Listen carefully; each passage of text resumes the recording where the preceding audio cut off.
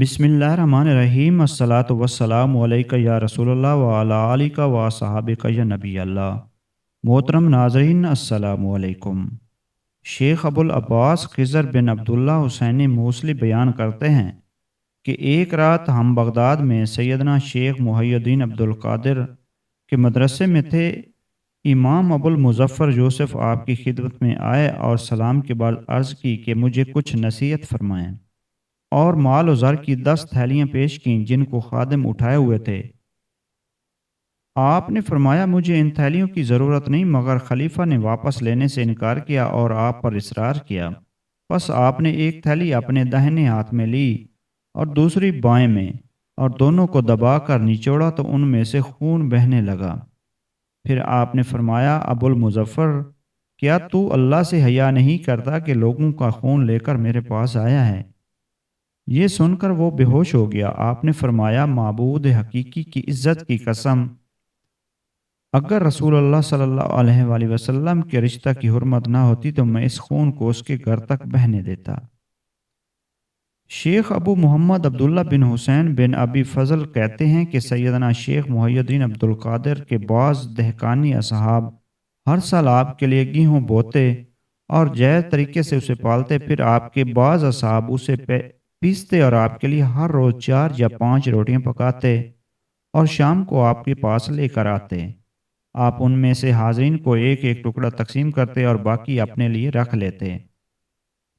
ابن انجار بغدادی کا بیان ہے کہ عبداللہ بن حسین نے میری طرف لکھا اور میں نے اس کے خط سے نقل کیا کہ شیخ محی الدین عبد القادر نے فرمایا جب میرے گھر میں کوئی بچہ پیدا ہوتا ہے میں اسے اپنے ہاتھوں پر لے کر کہتا یہ مشیت ہے، پس جب کوئی بچہ مرتا تو مجھ پر کوئی اثر نہ ہوتا، کیونکہ آغاز پیدائش سے ہی ہے۔ میں نے اس کی محبت اپنے دل سے نکال دیا کرتا تھا۔ آپ کے لڑکے لڑکیاں مجلس واز کی رات انتقال کر جاتے، مگر آپ مجلس کو برخاست نہ کرتے۔ غاسل میت کو غسل دیتا، جب غسل سے فارغ ہوتے تو میت کو مجلس میں لاتے اور آپ کرسی سے اتر کر نماز جنازہ پڑھاتے۔ سخاوت و اثار آپ میں کمال درجے کا تھا، چنانچہ بغداد میں طالب علمی کے زمانے میں آپ کی والدہ صاحبہ نے ایک پارہ زر آپ کے خرچ کے لیے بھیجا۔ آپ نے باوجود اشیاء ضرورت کے اس میں سے کچھ تو رکھ لیا، باقی 70 ولیوں میں تقسیم کر دیا۔ پھر جو اپنے پاس رکھا تھا اس کے عوض طعام منگوا کر درویشوں کے ساتھ مل کر کھایا۔ جب آپ کی خدمت میں کوئی ہدیہ آتا تو اسے حاضرین میں تقسیم فرما دیتے۔ آپ کے صاحبزادے شیخ عبد الرزاق کا کہنا ہے جب میرے والد بزرگوار مشہور ہو گئے تو آپ نے ایک دفعہ کے سوا حج نہیں کیا۔ اس حج کی آمد و رفت میں آپ کی سواری کی باغ پکڑتا تھا۔ جب ہم ہیلا میں پہنچے تو آپ نے فرمایا یہاں سب سے غریب گھر تلاش کرو۔ اس لیے ہم نے ایک ویرانہ دیکھا جس میں پشم کا ایک خیمہ تھا، اس میں ایک بوڑھا بڑھیا اور ایک لڑکی تھی۔ آپ نے اس بوڑھے سے اجازت لی اور ماں صاحب اس کے ویرانے میں اترے۔ اللہ کے مشائخ اور رؤساء عمرا آپ کی خدمت میں آئے اور درخواست کی کہ آپ ہمارے غریب خانوں میں یا کسی اور اچھے مکان میں تشریف لے چلیں، مگر آپ نے منظور نہ فرمایا۔ اہالی شہر کے آپ کے لیے بہت سی گائے بکریاں، کھانا سونا چاندی اور سامان بھیجا اور سفر کے لیے سواریاں بھیجیں، اور لوگ ہر طرف سے آپ کی خدمت میں حاضر ہوئے۔ آپ نے اپنے ساتھیوں سے فرمایا کہ اس تمام آمد میں سے میں نے اپنا حصہ اس گھر والوں کو بخش دیا۔ یہ سن کر انہوں نے کہا ہم نے بھی اپنا اپنا حصہ بخش دیا۔ اس طرح وہ تمام مال اس بوڑھے بوڑھیا اور لڑکی کو دے دیا گیا۔ رات کو آپ وہاں پر رہے اور صبح کو روانہ ہوئے۔ کئی سال بعد ہلا میں میرا گزر ہوا، کیا دیکھتا ہوں وہ بوڑھا وہاں کے باشندوں میں سب سے زیادہ مالدار ہے۔ اس نے مجھ سے کہا یہ سب اس رات کی برکت ہے، ان گائے بکریوں نے بچے دیے اور وہ بڑے ہو گئے، یہ سب انہی میں سے ہے۔ شیخ خضر حسینی ذکر کرتے ہیں کہ سیدنا شیخ محی الدین عبد القادر ایک شکستہ دل فقیر کو دیکھ کر کہا تیرا کیا حال ہے؟ اس نے عرض کی کہ میں آج دریا کے کنارے گیا اور ملاح سے کہا مجھے دوسری طرف لے چل، اس نے انکار کیا، اس لیے افلاس کے سبب شکستہ دل ہو گیا۔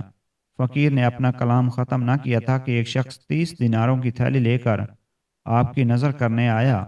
آپ نے اس فقیر سے فرمایا یہ تھیلی لے کر ملاح کے پاس جا اور اسے دے کر کہہ دے کہ کسی فقیر کا سوال رد نہ کیا کر۔ اور آپ نے اپنی قمیض اتار کر فقیر کو دے دی، پھر اس سے 20 دینار کو خرید لی۔ آپ کسی سائل کا سوال رد نہ فرماتے، خواہ وہ اپنا کپڑا اتار کر کیوں نہ دینا پڑے۔ آپ فرمایا کرتے تھے کہ میں نے تمام اعمال کی تفتیش کی، ان میں کھانا کھلانے میں افضل کوئی عمل نہیں پایا، کاش میرے ہاتھ میں ہوتی کہ میں بھوکوں کو کھلاتا۔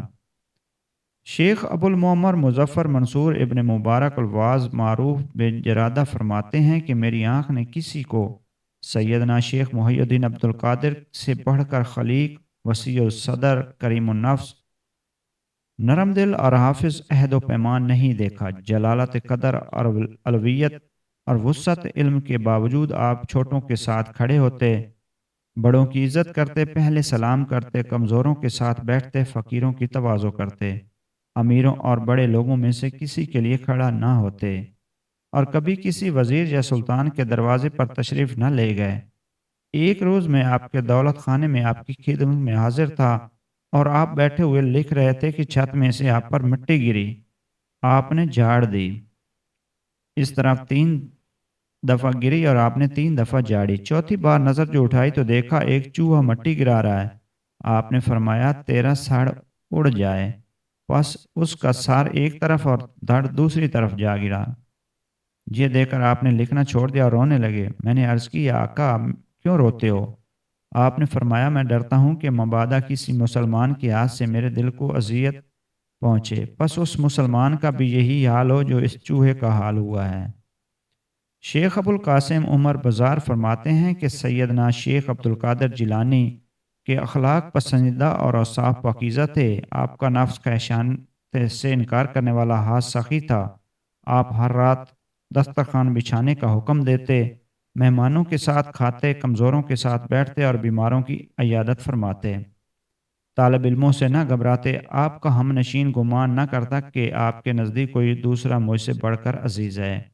آپ کے اصحاب میں سے جو غائب ہوتے، آپ ان کا حال دریافت فرماتے اور بس دستور ان کے خیر خواہ رہتے اور ان کی خطاؤں کو معاف فرماتے۔ جو آپ کے سامنے حلف اٹھاتا، آپ اس سے سچا کہتے، اس کی نسبت اپنا علم پوشیدہ رکھتے۔ راوی کا بیان ہے کہ میں نے آپ سے بڑھ کر کسی کو صاحب حیا نہیں دیکھا۔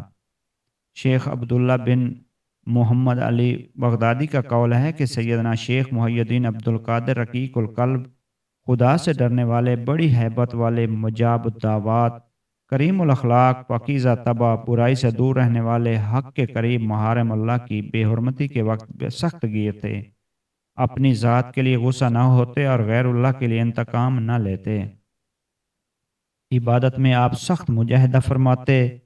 چنانچہ 40 سال آپ نے عشاء کے وضو سے فجر کی نماز پڑھی، جیسا کہ پہلے آپ کو ویڈیو میں بتایا جا چکا ہے۔